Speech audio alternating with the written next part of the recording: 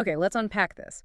In a world that often feels like it's, racing ahead, automation, uncertainty, constant demands, what actually gives us an edge? Right. What makes someone or a team really thrive, not just kind of get by? Exactly.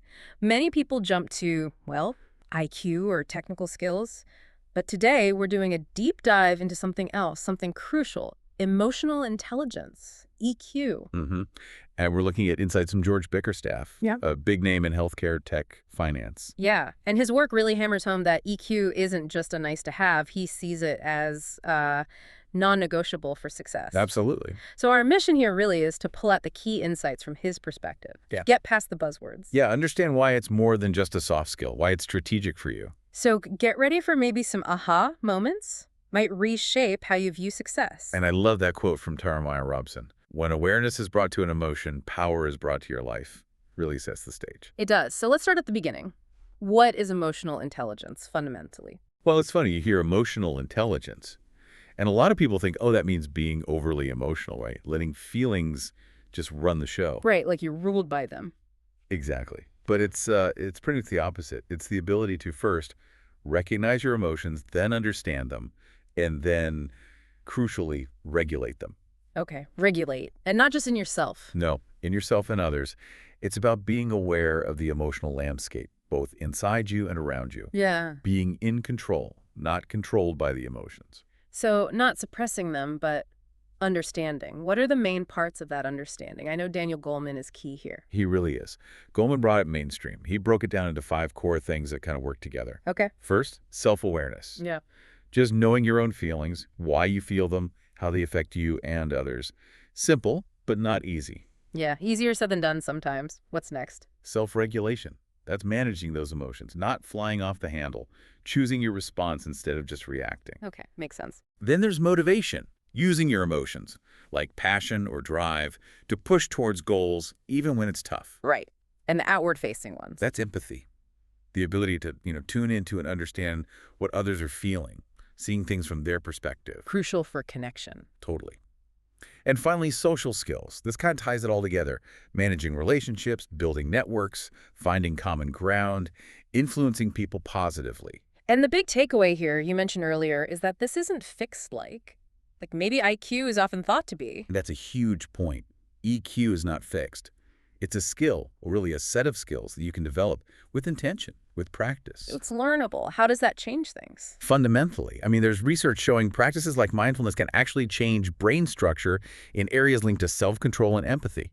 It's trainable. Wow, okay. So it's not just wishful thinking. Not at all. People with high EQ, they aren't just lucky. They've worked on managing tough conversations gracefully. They bounce back quicker from setbacks. They build trust. So for anyone listening, this means you can actually get better at this stuff. It makes you more effective. Exactly. More effective in every single interaction, really. At work, at home, everywhere. That's powerful because I think, many of us feel a bit stuck sometimes with our emotional habits. So if it's learnable, let's talk impact. Where does EQ really deliver results, especially for leaders? Oh, the impact on leadership is just massive. Leaders with high EQ, they don't just manage tasks, they build genuinely strong, cohesive teams. How so? Well, they're better at resolving conflict, for one. They inspire trust because they're seen as fair and understanding. And they're really attuned to how their decisions and their communication style lands with people. You brought up George Bickerstaff and psychological safety earlier.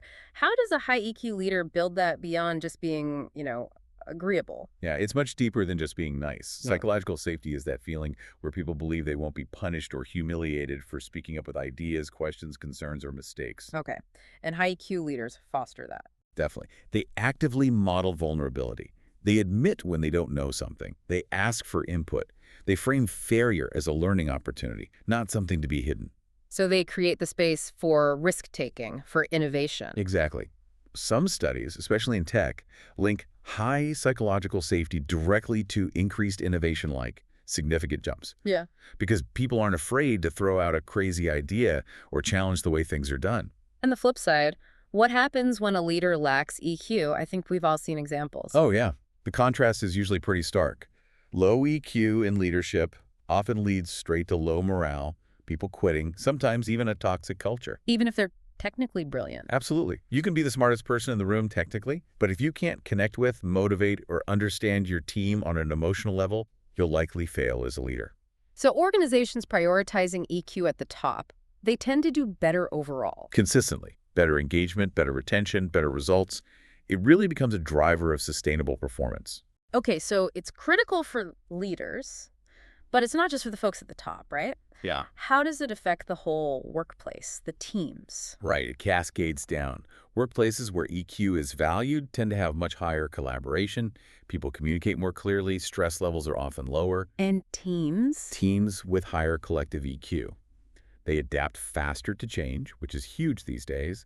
They navigate diversity better, and they stick together and perform well, even under pressure. They sort of get each other. And for the individual employee, what's in it for them personally? Well, think about receiving feedback.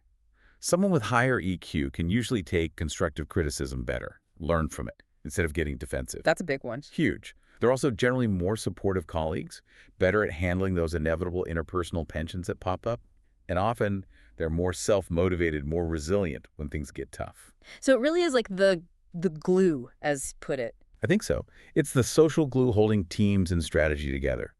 Especially in industries changing fast, that ability to connect and adapt is just paramount. It helps organizations anticipate, not just react. It makes sense. And it feels like this obviously extends beyond the 9 to 5. How does EQ impact our lives outside of work? Oh, massively. Take mental health, for instance. EQ is deeply tied to well-being. If you understand your emotions, you're just better equipped to manage anxiety, stress, Prevent burnout, maybe? definitely prevent burnout, Yeah. and build stronger, more supportive relationships.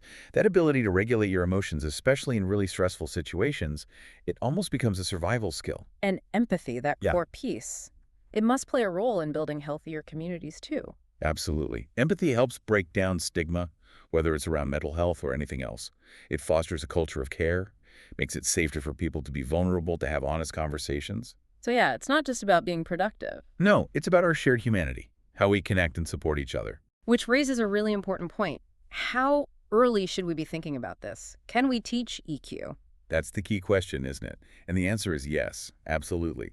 Schools, families, they play a huge role in nurturing EQ from a young age. How does that look in practice? Well, there are programs that teach kids explicitly how to recognize feelings in themselves, in cartoon faces, in stories, how to name them, how to express them constructively. And that helps long term. The data shows incredible long-term benefits. Better academic performance, fewer behavioral problems, higher life satisfaction down the road. Is that where social emotional learning, SEL, comes in? We hear that term more now. Exactly. SEL programs are being integrated into schools precisely because the impact is proven. Yeah.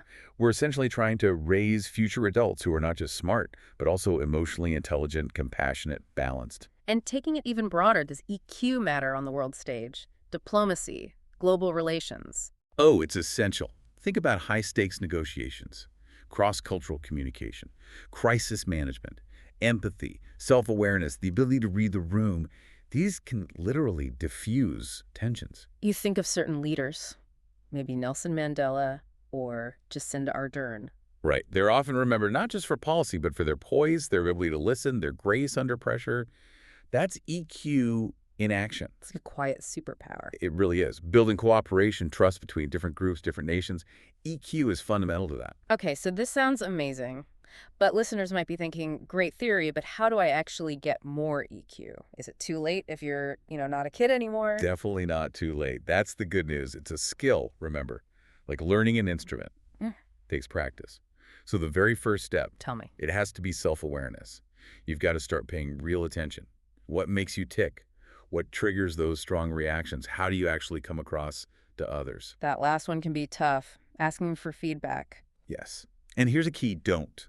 Don't just dismiss feedback about your emotional impact. If someone you trust says, hey, you seemed really angry in that meeting, don't immediately jump to, no, I wasn't.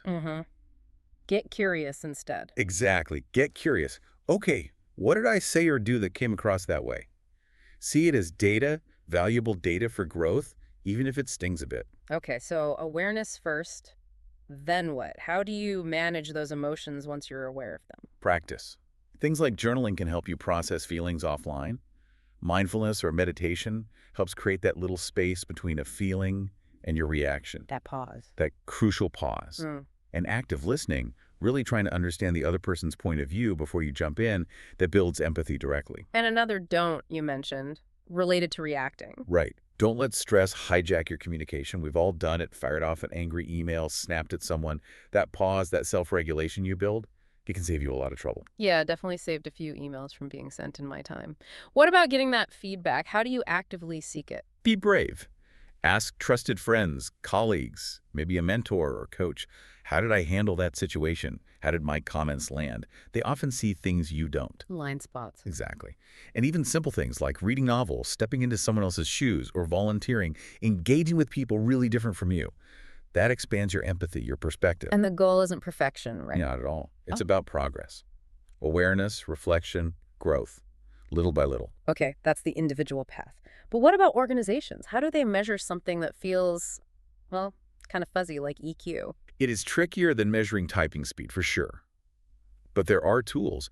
Assessments like the EQI 2.0 or Goldman's own Emotional Competence Inventory can give insights. Like personality tests, but for EQ. Sort of, but focused on these specific skills.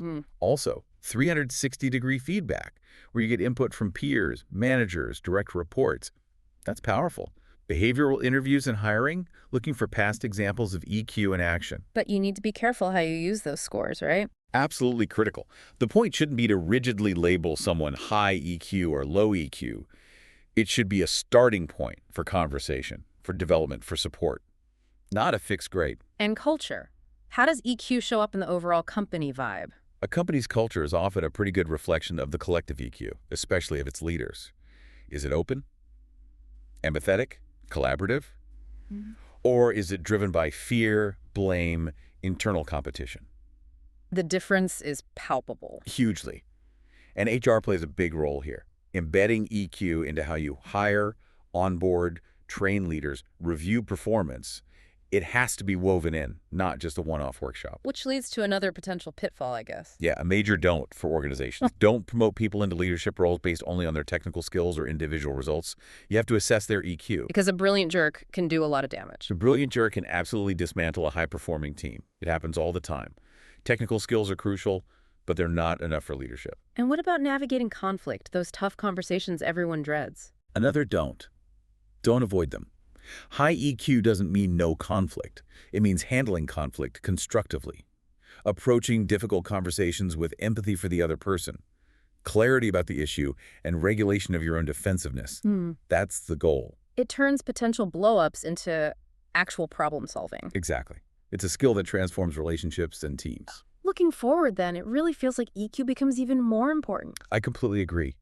As the world gets more complex, more automated, AI can process data faster, sure, but it can't replicate genuine connection, empathy, ethical judgment, inspiration. Those uniquely human skills. Precisely.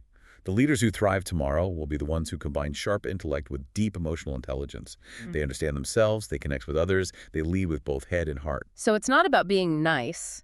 It's so much more than being nice. It's about being effective, grounded, visionary. It's about turning knowledge into wisdom and power into real purpose. Wow. What an incredible deep dive, really unpacking emotional intelligence. We've definitely covered why it's such a potential game changer for, well, for you listening, leading teams, navigating relationships, just your own personal well-being. Yeah, it touches everything. So just to recap the big takeaways, EQ clearly drives better leadership and teamwork. Huge impact on well-being, too. And critically, it can be learned. It's not fixed. Right. High EQ leaders build those resilient, inclusive organizations we talked about, and it boosts mental health, reduces conflict. And that future point of future really does belong to leaders blending intellect with empathy. And remember those key don'ts we hit on? Sure. Don't dismiss EQ as soft. Don't ignore feedback on your impact. Yeah, don't let stress cause reactive communication. Don't promote leaders on tech skills alone. Assess EQ. And don't avoid those tough talks. Navigate them with empathy. Perfect summary. It's about conscious effort. So here's a final thought to leave you with. If EQ really does transform knowledge into wisdom and power into purpose, what does that mean for how you approach your very next interaction today? Knowing the ripple effect it can have. Exactly. It's not just about your own growth. It's about potentially uplifting everyone around you. What will you do with that power?